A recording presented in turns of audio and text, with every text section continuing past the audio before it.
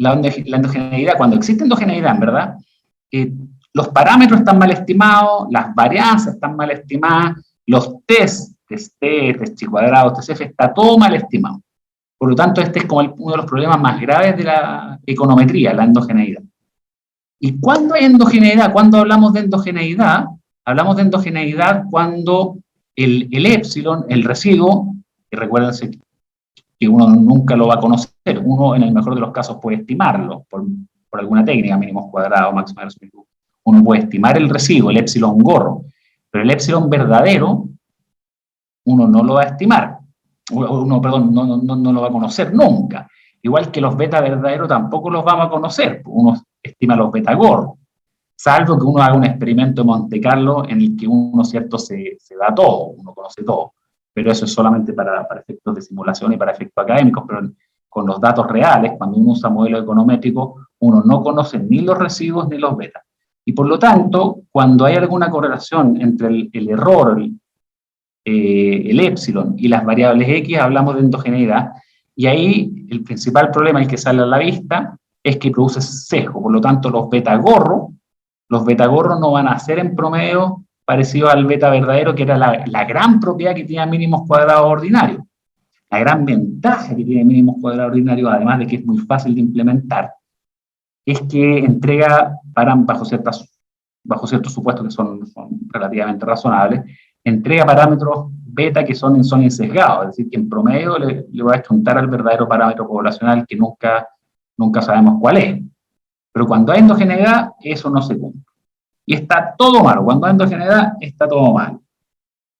Y conceptualmente, ¿cuándo ocurre endogeneidad? Bueno, el caso que está a la izquierda es el caso que nosotros normalmente consideramos en los modelos de regresión. Este es el caso sin endogeneidad, en que hay una relación entre la variable X y la variable Y, ¿cierto? Es decir, que la variable Y se explica en cierta forma por las variables X, y además hay un ruido, que es el épsilon. Pero que ese ruido es completamente aleatorio, o sea, que ese ruido no está correlacionado con las X. ¿Ya? Sin embargo, cuando hay endogeneidad, sí existe correlación entre la X y el ruido, la X y el épsilon, y por lo tanto el épsilon en cierta forma pasa a tener casi un carácter de variable explicativa. O sea, no tiene ese comportamiento completamente aleatorio que es el que nos gusta, que es el que está al lado izquierdo. A nosotros nos interesa que el épsilon puede tener una varianza grande, pequeña, pero al final yo voy a ser capaz de aislarlo para obtener el impacto de la variable X directamente. Pero cuando hay endogeneidad, eso no es posible, porque en el fondo X y épsilon empiezan a moverse al mismo tiempo. Y ahí sí que Y se marea. Ahí sí que Y se marea completamente, porque el épsilon, que nunca lo vamos a poder conocer el verdadero, si no lo vamos a poder estimar, va a estar un poco contaminado, por decirlo de alguna forma, con la X y viceversa. Por lo tanto, los beta, que son los efectos marginales, en el caso sin endogeneidad van a estar bien calculados, pero en el caso con endogeneidad van a estar mal calculados. Por lo tanto, el problema de endogeneidad es un problema que me produce sesgo y que además hace que todas las matrices a partir de las cuales construyo los procesos de inferencia, es decir, construyo los test T, construyo los test F, los test cuadrados, van a estar malos. ¿Sí? Y la endogeneidad se presenta básicamente en 4 casos. A diferencia de la colinealidad o la heterocedasticidad, o, por ejemplo, la autocorrelación en los datos de series de tiempo, donde existen herramientas que me permiten identificarla, en el caso de endogeneidad no existe un test, no existe el test de endogeneidad, eso no está a mano. Y por lo tanto, el modelador tiene que tener la película bastante clara como para tener ciertas garantías de que no hay endogeneidad. Pero la endogeneidad ocurre muchas veces y ni siquiera el modelador se da cuenta que existe endogeneidad. Hay veces en que tiene sospechas. Cuando hay sospechas de endogeneidad, ¿sí?, o cuando hay certeza de endogeneidad, uno puede hacer algunas cosas. Pero muchas veces no se da ni cuenta y por lo tanto podría estar cometiendo un error involuntario. hay básicamente 4 casos, pueden haber más, ¿cierto? Pero hay básicamente 4 casos en que la endogeneidad es más evidente. El primero es cuando se omite una variable relevante y que está correlacionada con las variables X que estoy dejando. ¿Sí? Y eso se ve claramente, voy a escribirlo acá abajo. Supongamos que tenemos un modelo sub i, ¿cierto? Igual a beta 0 más beta 1, x1i, más beta 2, x2i, más epsilon i. Supongamos que estas dos variables están correlacionadas, tienen algún tipo de correlación. ¿Ya? No tanto como para tener colinealidad, pero sí presentan algún tipo de correlación. Si, sin darme cuenta, yo omito la variable x2, eso equivale a que el beta 2 valga 0. Y por lo tanto, al omitir esa variable, en el fondo se lo estoy traspasando al error. Todo esto va a ser mi error. Y como esta variable que estoy omitiendo se correlacionaba con la x, voy a tener que el nuevo error de mi modelo, que incluye la omisión de una variable relevante correlacionada con la variable que estoy dejando, ese nuevo error, por construcción, se va a correlacionar con la variable que estoy dejando, generando endogeneidad. Ese es el primer caso en el que puede haber endogeneidad. Y a veces el modelador no se da ni cuenta. El segundo se conoce como el concepto de simultaneidad o hay un feedback entre las variables. Por ejemplo, que la variable y depende de x, pero la variable x también depende de y. Y en el caso de transporte ocurre mucho. Supongamos que estoy calibrando o construyendo un modelo de demanda para ver los flujos en una autopista. ¿Sí? Y la demanda depende, por ejemplo, del costo, del peaje, por ejemplo, y del tiempo de viaje.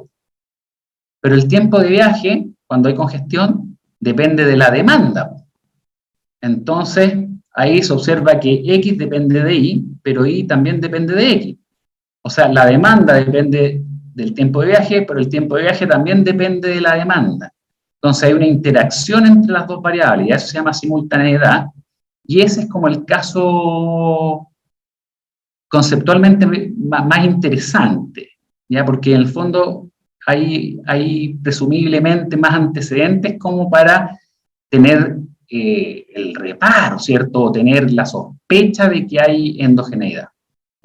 Cuando la variable y depende de x, pero la x también depende de y. Otro caso también, que tiende a mitigarse cuando la muestra es más grande, pero también existe, es cuando las variables x están medidas con algún tipo de error. ¿Ya? Y por último, lo que se conoce como sesgo de selección, en que realmente la distribución del término de error ya no es, por decirlo de alguna forma, normal entre toda la población de interés, sino hay algunos sesgos, la variable epsilon ya no tiene esa distribución normal que nos acomoda tanto, sino tiene algún tipo de censura o algún tipo de limitación, y ahí se produce sesgo de selección, por ejemplo, ocurre mucho, y ahora ha sido como más evidente en los últimos meses, ocurre mucho en las encuestas. En las encuestas ocurre que el que participa en las encuestas normalmente son voluntarias, ¿cierto? El que participa en la encuesta es normalmente distinto del que no participa. ¿Ya? Y eso ocurre mucho, por ejemplo, en las encuestas electorales, porque el que responde a la encuesta o la población o la muestra que responde a la encuesta, por decirlo de alguna forma, es distinta o muy distinta a los que finalmente terminan votando. Entonces, ese caso se conoce como sesgo de selección, ¿cierto? Y también produce problemas de endogeneidad muy graves. Entonces, la endogeneidad es como el peor de los mundos. Y no existe un test como el test de White, ¿cierto? Para el test de White me dice, ¿sabes qué? Hay evidencia de heterosexualidad.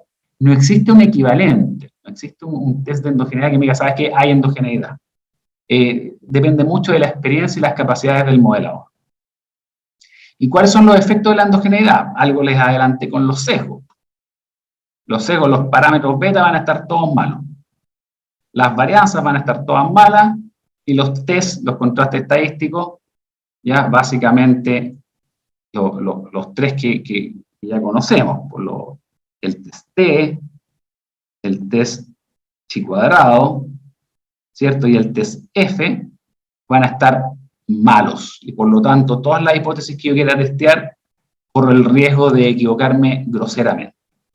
Y gráficamente, por ejemplo, se ve el caso acá de omitir una variable relevante. Tenemos, por ejemplo, en el eje vertical, tenemos el nivel de gasto, y en el eje horizontal, por ejemplo, tenemos la cantidad de horas trabajadas. ¿Ya? Gasto versus horas trabajadas. ¿Ya? Pero a lo mejor hay tres tipos de población, o tres tipos de individuos dentro de mi muestra. Están los estudiantes de colegio, los universitarios y los que están trabajando. Y a lo mejor esa diferenciación, ya por ejemplo, variable edad me asociada a cada uno de estos tipos de individuos, sí me va a generar una diferencia. Entonces, si yo agarro y omito esa distinción entre los grupos y considero simplemente gastos versus horas trabajadas, voy a obtener la recta azul. Pero si es que agrego esa variable adicional y no la omito, que es, por ejemplo, una variable dummy identificando si es estudiante, si es universitario, si es profesional, al incluirla obtengo las rectas rojas, que son las rectas correctas. Entonces, este es un ejemplo en que cómo la omisión de variables me produce un sesgo en la estimación de los parámetros beta. Ese es como un ejemplo bien clásico. El test de Hausman, voy a saltarme esta lámina y la voy a retomar en unos minutos más. De hecho, la voy a dar vuelta al tiro acá. El test de Hausman lo voy a tirar para abajo. Ahí está. Para no perder la secuencia. Entonces el test de Hausman lo voy a tirar para abajo y voy a seguir directamente con el método de variables instrumentales, que es el que me interesa. Entonces, ¿cómo corregir el problema de endogeneidad? Bueno, la endogeneidad requiere información adicional.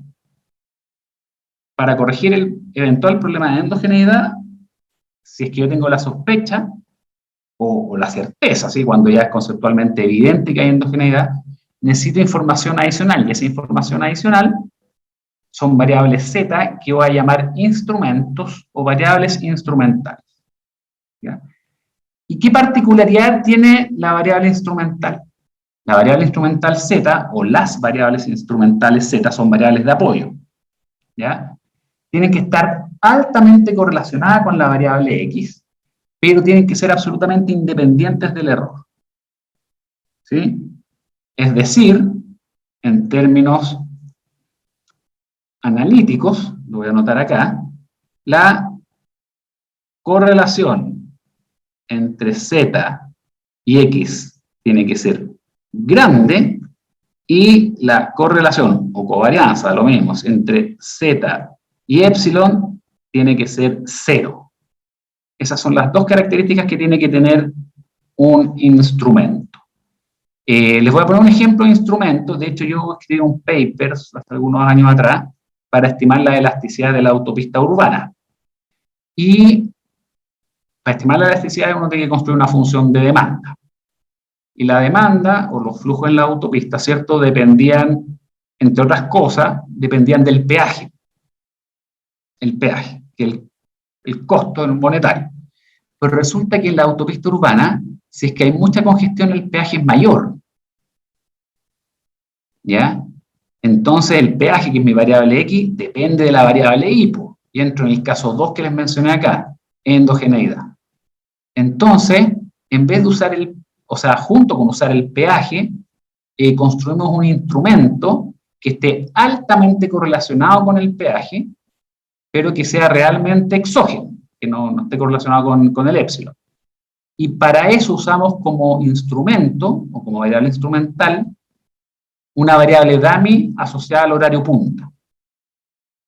Por ejemplo, el horario punta va entre 7 de la mañana y 9 de la mañana, que en general coincide con la tarifa más alta, tanto en las autopistas como en el metro, por ejemplo. Pero en el caso de la autopista, coinciden en general, pero no son iguales, porque hay veces en que la congestión ocurre en otros periodos del día donde también se aplica, ¿cierto?, una tarifa mayor, y no está en periodo fuera de punta, por lo tanto, sí se parecen, o sea, la variable Z, en este caso, que es el periodo punta, y la variable peaje, presentan una alta correlación, pero el horario punta es independiente de los shocks que hayan en la autopista, de los errores, por lo tanto es exógeno. Entonces, para construir el estimador de variables instrumentales, que es para corregir el beta, es decir, para obtener un beta corregido, lo que se hace es, además de usar la X y la Y, usamos la X, usamos la Y, pero además usamos la Z, usamos el instrumento.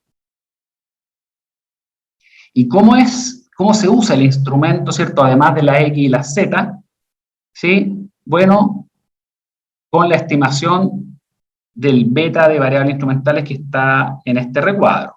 ¿Y cómo se obtiene eso? Bueno, a partir de la condición de que el instrumento Z o las variables instrumentales Z no se correlacionan con el epsilon, es decir, son exógenos. Por lo tanto, la esperanza de Z traspuesto por epsilon vale 0. Entonces reemplazo el epsilon por el modelo, ¿cierto? Epsilon en el fondo es I menos X beta. Recuerden que Y es igual a X beta más epsilon, y ahí puedo despejar el epsilon y lo dejo en I menos beta, menos X beta. Y multiplico Z por I y Z por X beta, y despejo el beta y obtengo esta expresión que está acá. Y ese es el beta de variables instrumentales. Por ejemplo, veamos un caso muy simple, un caso chiquitito.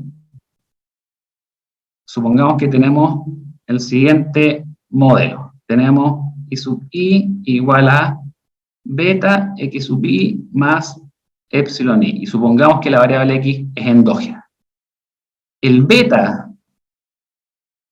de mínimos cuadrados ordinario, que es el típico, que es X traspuesta X a la menos 1, X traspuesta Y, ese va a ser simplemente, en este caso, va a ser sumatoria de X sub I por I sub I, sumatoria en I, partido por sumatoria en I de los X sub I al cuadrado. ¿Ya? Es el que está sesgado. En el caso de variable instrumental, el beta gorro de variables instrumental va a ser sumatoria de ZI por I sub I, partido por sumatoria de ZI por X sub I. Es decir, el beta de variables instrumentales usa todos los datos, usa Y, X y Z. El beta de mínimos cuadrados usa solamente X e Y. Por lo tanto, este beta que está abajo, el beta de variables instrumentales, me corrige el sesgo producto de la endogeneidad.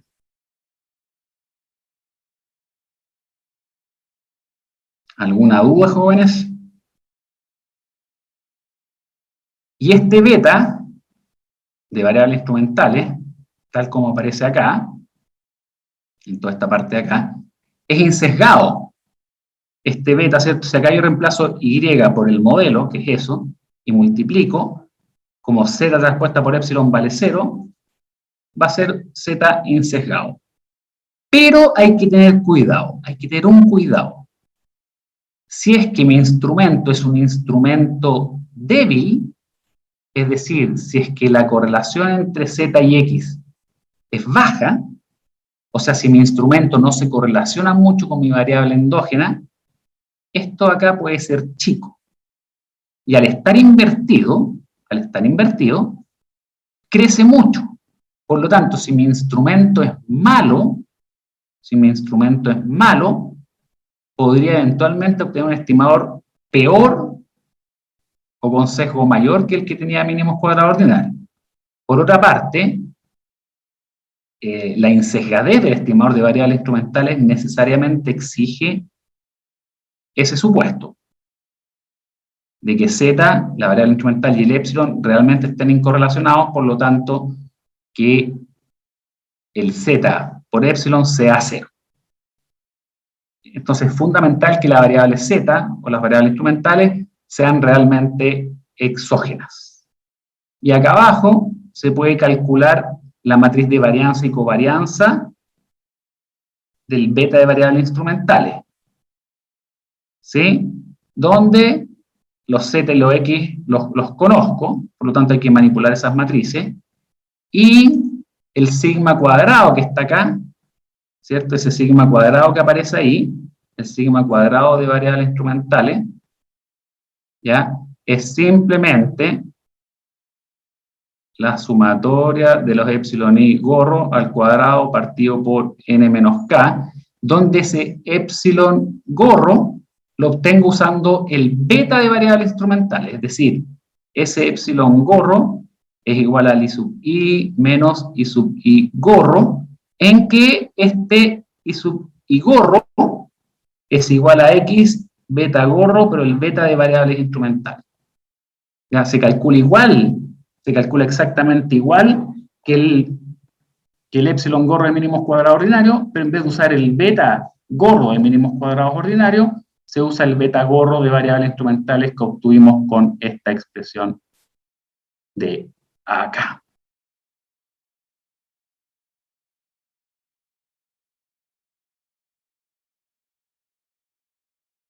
Entonces con eso puedo calcular también los test T, toda la inferencia estadística de forma correcta.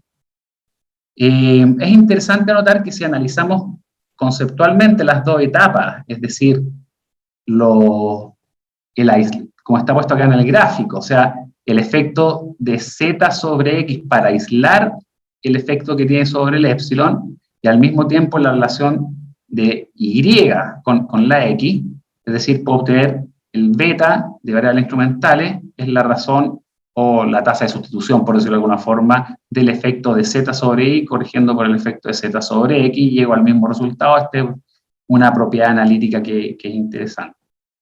Y lo otro que puede ocurrir es que, bueno, esta fórmula que está acá, esta fórmula ahí, que está resguardada en rojo, es cuando tengo un instrumento por variable endógena.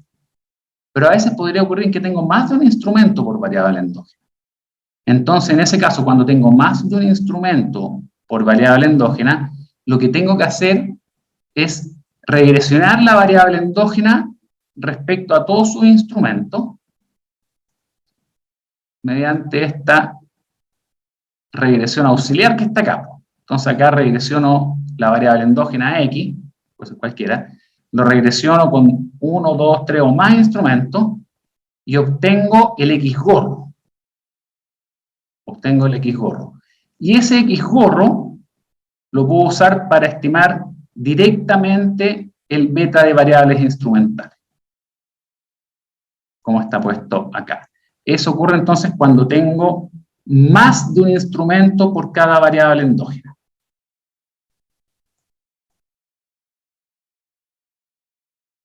De hecho, voy a tratar de explicar acá.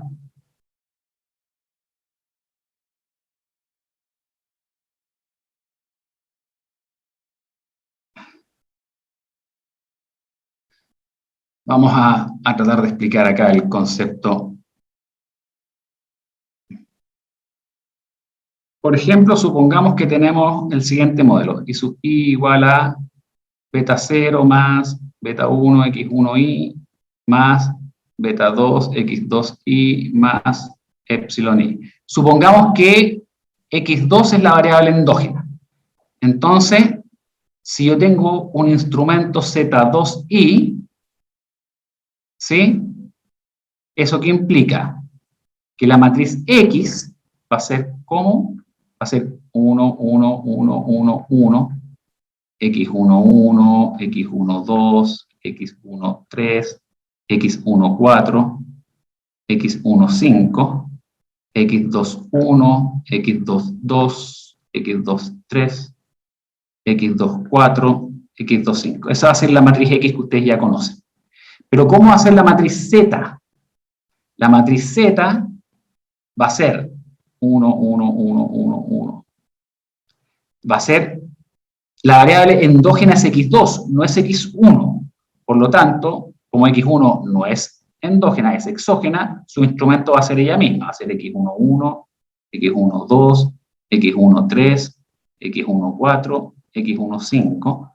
Pero la variable x2 sí es endógena, entonces ahí la reemplazo por z11, z12, z13, z14, z15.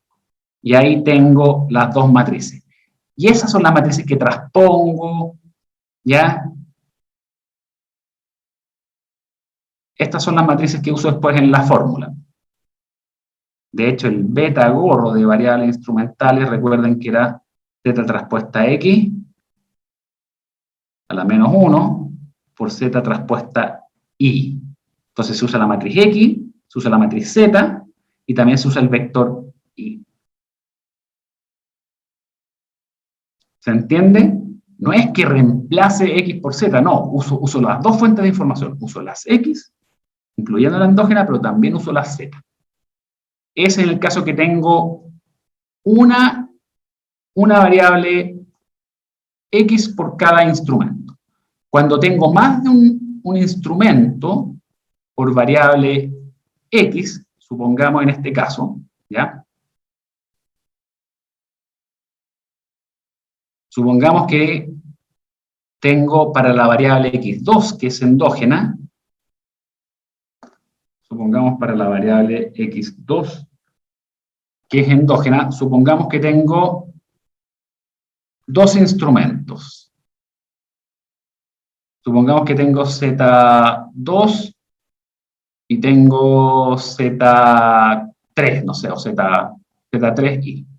Entonces, en ese caso, lo que hago es regresionar x sub i con alfa más alfa 1, alfa 0, pongámosle Z1i más alfa 2, Z2i, o Z2 y Z3, pongámosle, ahí tengo los dos instrumentos, Z2 y Z3, más un error. Entonces, con esto aplico mínimos cuadrados ordinarios y obtengo el xy gorro. Y ese finalmente es el que uso como instrumento. Ese pasa a ser el instrumento x2i, ¿sí? Ese pasa a ser el instrumento final que voy a usar para, que es una combinación lineal de los otros dos. Pero no es cualquier combinación lineal, es la combinación lineal que me maximiza la correlación entre x y los dos instrumentos. Y ahí uso ese como instrumento, ¿cierto? Y ahí aplico la fórmula anterior. Entonces, variables instrumentales no tiene una dificultad analítica muy relevante. Lo difícil está en identificar en primer lugar la endogeneidad, ¿sí? Y después disponer del instrumento. O sea, si uno no dispone de instrumento, la verdad es que el problema no lo va a poder resolver. Y por último está el test de Hausman, que se usa para ver si existe una mejora producto de el uso de instrumentos o no existe esa eventual mejora. ¿Cómo es eso?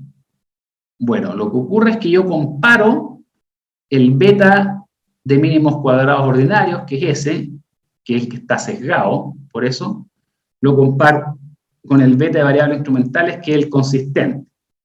Entonces, siendo bien explícito, este beta de acá es el beta de variables instrumentales que obtuve, ¿cierto?, con el estimador de variables instrumentales, y el otro es el beta de mínimos cuadrados ordinarios. Entonces, comparo esos dos betas. Pero también uso la información de las varianzas, que ya vimos cómo obtener las varianzas de los betas, que tiene que ser del mismo rango. Ojo, acá tiene que haber consistencia en los rangos del vector. ¿Ya? Entonces, si se fijan bien, este es una especie de test pero al cuadrado. Y esto lo comparo con h cuadrado, con m grados de libertad, donde M es el número de parámetros que estoy comparando. M es el número de parámetros que estoy comparando entre ambos estimadores. Es decir, M pasa a ser el rango del vector beta o el rango de la matriz. ¿Sí? Entonces, básicamente, ¿en qué consiste esto? Consiste en comparar, hacer la resta. Por ejemplo, tengo beta 1 gorro, beta 2 gorro, menos los mismos beta gorro, pero de variables instrumentales. ¿Sí? Eso de ahí, este primer término acá. Después multiplico acá por la diferencia de las matrices, que acá son dos matrices de 2 por 2. Aplico la resta y nuevamente esto. Y producto de toda esta manipulación que está acá, voy a obtener un escalar. Y ese escalar lo comparo con la chi cuadrado, que puede ser 5, 6, 7. Recuerden que la chi cuadrado, al igual que la f, la distribución chi cuadrado toma solo valores positivos. Más o menos así. Entonces, ese es el test de Hausman. Lo que hace es comparar el vector estimado, el beta de mínimos cuadrados ordinarios, con el beta de variables instrumentales. Porque el beta de variables instrumentales es consistente, mientras que el beta de mínimos cuadrados ordinarios puede ser sesgado. Pero el beta de mínimos cuadrados es más eficiente. Entonces, lo que hace el test de Hausman es un compromiso, es analizar un compromiso entre insesgadez y eficiencia. Por lo tanto, si este número que yo calculo acá, este número que yo calculo es menor que el valor chi cuadrado, significa que esta diferencia es chica. Esa diferencia es chica. Por lo tanto, ambos estimadores son más o menos parecidos. Y si ambos estimadores son más o menos parecidos, yo me quedo con el más eficiente, que es el de mínimos cuadrados ordinarios. Si ocurre lo contrario, si ocurre que este número que estoy estimando acá es grande, si este número que calculo acá es grande, es mayor que el chi cuadrado que está acá, si es mayor que el chi cuadrado, significa que sí hay diferencia estadística entre los betas. Y por lo tanto, como hay diferencia estadística entre los betas no son iguales. Y como yo sé que el beta de mínimos cuadrados va a estar sesgado, voy a preferir quedarme con el beta de variables instrumentales, que va a ser menos eficiente, pero va a ser insesgado. ¿Ya? Por lo tanto, si se rechaza la hipótesis nula, es decir, si este valor que calculo acá, si ese valor es mayor que la chi cuadrado, significa que prefiero quedarme con el beta de variables instrumentales. Si ese valor es menor que la chi cuadrado, que el valor de tablas que calculé, significa que la diferencia es chica y por lo tanto prefiero quedarme con el más eficiente, que es mínimos cuadrados ordinarios. Ese es básicamente el uso del test de Hausman. Es para discriminar entre ambos estimadores. No es un test de endogeneidad, sino es un test que te permite tomar una decisión o te hace una recomendación respecto a cuál de los dos estimadores debiese optar, por cuál de los dos debiese optar. Y por último, el test F de Ramsey se usa para ver si es que hay una variable omitida, pero de las que ya existen, y hay una omisión de no linealidad. Por ejemplo, si tú tienes X, la variable X, y debieses poner también X cuadrado, pero no pusiste X cuadrado, sino pusiste solamente X, este test te va a servir, es decir, se usa para la omisión de variables, de no linealidades de variables dentro de las que ya tiene, pero es súper acotado, es para que sepan que existe nomás, y la verdad es que no tiene mayor utilización este test. El test de Hausman es el que sí vamos a usar con bastante frecuencia, y no solo acá, sino también en otros capítulos del curso, vuelva a acompañarnos el test de Hausman. ¿Mm? ¿Se entendió? Les sugiero que... ¿Cómo? ¿Algo? Sí, sí se entendió. Mi sugerencia es que vuelvan a leer los apuntes, que los revisen, y que cualquier duda me pregunten, por supuesto. Tratemos... La última parte de este capítulo es la estimación del método de momentos, que es una tercera alternativa. Está, ¿cierto?, los modelos de regresión, mínimos cuadrados generales, ¿cierto? Está máxima verosimilitud, y también está el método de momentos, que es otra forma de generar ecuaciones para estimar los betas. Tampoco este no lo voy a preguntar, pero en algunos casos coincide con mínimos cuadrados y con máxima verosimilitud, en otros casos no, sobre todo cuando hay modelos no lineales, tienden a diferir, pero es para que sepan que existen el método de los momentos. Pero con el test de Hausman terminamos entonces lo que es la sección de endogeneidad y el capítulo 3. Por lo tanto, les voy a plantear lo siguiente. Para el próximo miércoles, ¿alguien tiene alguna duda de lo que vimos ahora? Profe, Sí. gráficamente se hace una corrección con las variables instrumentales, ¿cierto? Exactamente, tú haces como que empujas a las X, es por la fórmula en verdad. De hecho, acá voy a usar esta que tengo vacía. En el fondo, el beta de mínimos cuadrados ordinarios era X traspuesta a X, ¿cierto? A la menos 1, X traspuesta a Y. Y el beta de variables instrumentales es Z traspuesta a X a la menos 1, Z traspuesta a Y. Entonces tú usas la misma información y además Z. Entonces lo que hace el método de variables instrumentales es tratar de aislar a X de la causalidad, por decirlo de alguna forma, o el ruido que le mete adentro el épsilon. Y por eso lo importante es que el Z sea realmente exógeno, o sea, que no tenga ningún tipo de correlación con el épsilon. Entonces, el método de variables instrumentales requiere más información, porque requiere no solo las X y la Y, sino también requiere los Z. Entonces, como que empuja un poquito al X. Si te fijas acá. Entonces, como que se hace cargo de la relación entre ambas. No sé si con eso aclaro un poquito tu duda. Sí, pero más allá de eso, como en la parte gráfica, ¿cómo se diferencia sin la corrección a con la corrección? Por ejemplo, va a depender un poco del tipo de endogeneidad. ¿Ya?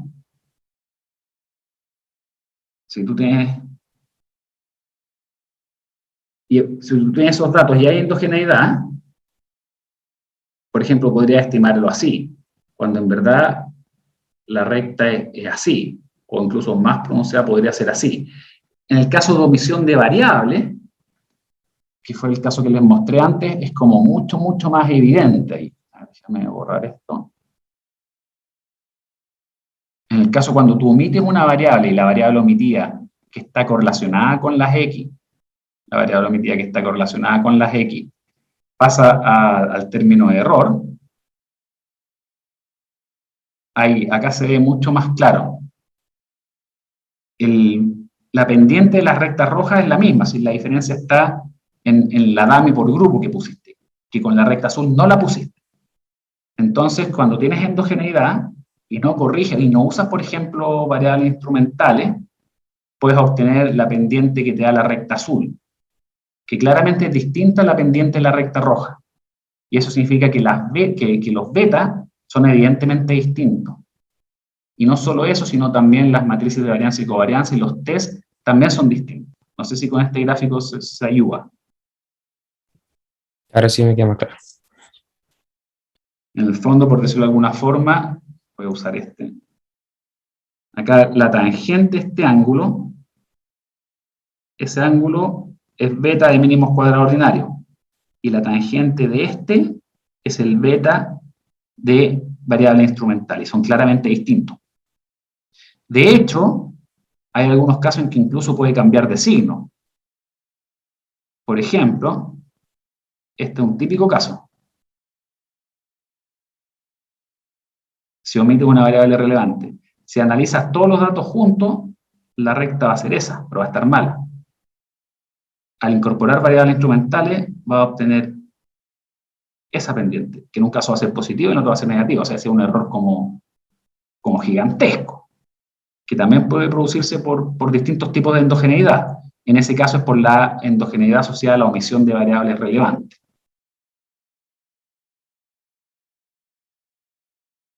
¿Se entendió? Sí, profe, me queda más claro. Pero el tema de endogeneidad es conceptualmente quizás el tema más abstracto dentro de lo que es la econometría. No es tan sencillo entenderlo, es cuando X, básicamente cuando X depende de Y e Y depende de X simultáneamente, cuando ocurren esas dos cosas, que es el ejemplo de la autopista y el peaje que les mencioné. Pero también se da cuando omites variables relevantes. Cuando omites variables relevantes, por ejemplo, en datos de panel se da eso y se corrige bastante eso. Cuando omites variables relevantes también tiende a ocurrir endogeneidad. Y ahí lo importante es tener instrumento. Un instrumento, por ejemplo, el típico caso de endogeneidad es cuando tú quieres correlacionar, por ejemplo, la cantidad de delitos que hay en alguna comuna respecto a la inversión en seguridad de la comuna. ¿Ya? Uno podría decir, ¿sabes qué? Mientras más inversión en seguridad tengas, menos delitos va a tener. Pero resulta que uno se empieza a revisar y se da cuenta que en aquellas comunas en que había más delitos, fue necesario tener más inversión en seguridad. Entonces, en un caso la correlación es positiva y en el otro la correlación es negativa y no sabes muy bien cuál de las dos es. Entonces ahí tú puedes usar un instrumento. ¿Y qué instrumento, por ejemplo, se usó en un paper muy famoso? En vez de hablar de inversión en seguridad, por ejemplo, de gastos en carabineros o en comisarías, cosas así, se usó como instrumento los cuarteles de bomberos, ¿ya? Porque estaban muy correlacionados con la cantidad de carabineros, la inversión en seguridad, por decirlo de alguna forma, pero era exógena, era una variable exógena. Entonces, ahí te permitió corregir. Hay varios casos bien interesantes de cómo corregir ciertos problemas de endogeneidad usando instrumentos creativos. En tema del mercado laboral también, la distinción entre hombre y mujer, también hay temas de endogeneidad muy fuertes y con instrumentos creativos se logra mitigar. Si el tema es encontrar el instrumento, ese es como el desafío. Entonces, jóvenes, les iba a proponer lo siguiente. ¿Alguna duda más respecto a esto?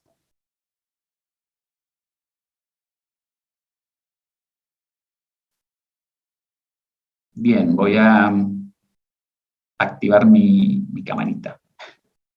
Lo que les iba a proponer, jóvenes, es lo siguiente, es que el próximo miércoles tengamos un control que entre todo lo que vimos hasta ahora, es decir, entre regresión lineal, mínimos cuadrados ordinarios, los test, ¿cierto? El TCF, colinealidad, heterocesticidad, hasta endogeneidad y variables instrumentales, por supuesto. Yo voy a partir la clase el próximo miércoles para aclarar todas las dudas que tengan. Y si es necesario ver un ejemplo en particular, lo vemos. Y les vamos a mandar con la ayudante algunas pautas anteriores, con las planillas, con las preguntas, para que sepan bien cómo funciona. Se las vamos a mandar a la brevedad posible.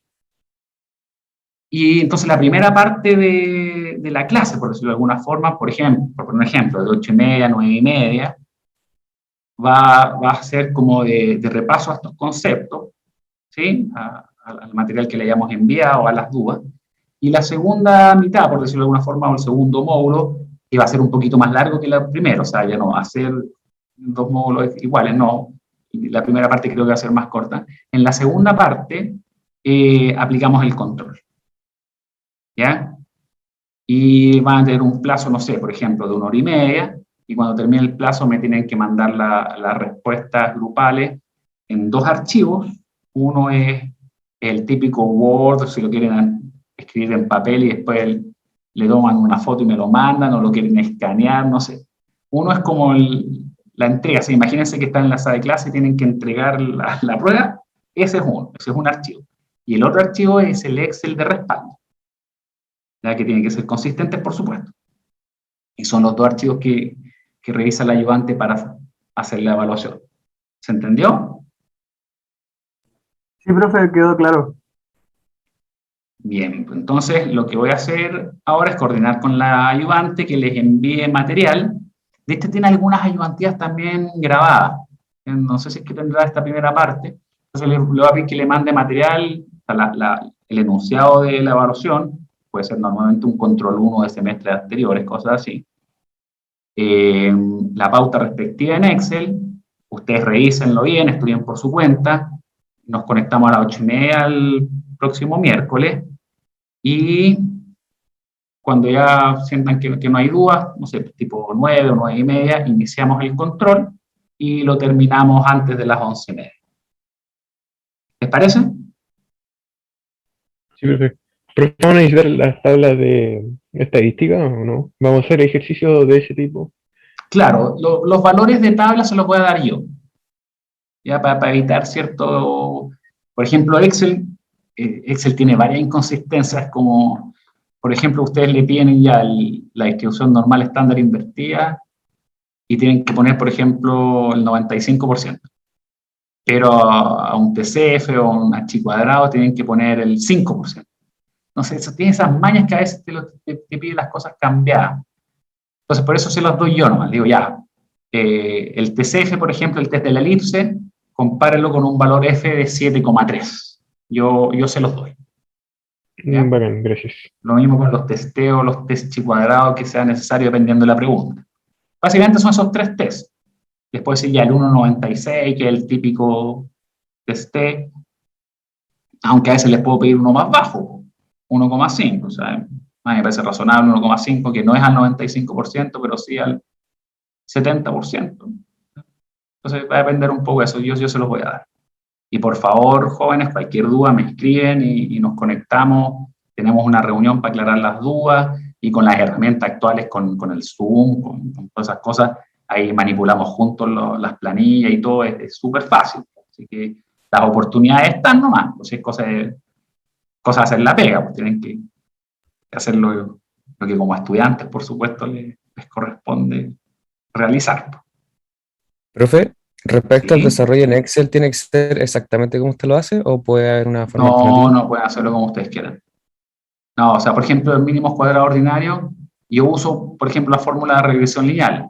Hay otro complemento en Excel que se llama otra forma, que lo descargan así como el Solver, se habilita en estadísticas, no me acuerdo exactamente cómo se llama, pero también sirve. Hay otros alumnos, por ejemplo, que usan las matrices, pues, X transpuesta por X a la -1, X transpuesta por Y. Entonces, eso, o sea, estimar los betagorros es la parte más chica de todo lo que les voy a preguntar, pues es como el DEF, pues lo que necesitan para responder todas las preguntas. Ah, ya. Gracias. ¿Sí? ¿Alguna otra duda, jóvenes? O sea que va más orientado a lo conceptual y tratar de discernir. Ejercicio, va a ser ejercicio y Ya. les puedo pedir alguna interpretación, por ejemplo. ¿Sí? Por ejemplo, les digo ya, ¿cuál es la variable más explicativa? Y ustedes tienen que analizar el test T, por ejemplo. O les puedo pedir, ¿usted usaría o no usaría el instrumento? O hay evidencia o no de endogeneidad. En el fondo es darle una interpretación o un sentido a las herramientas que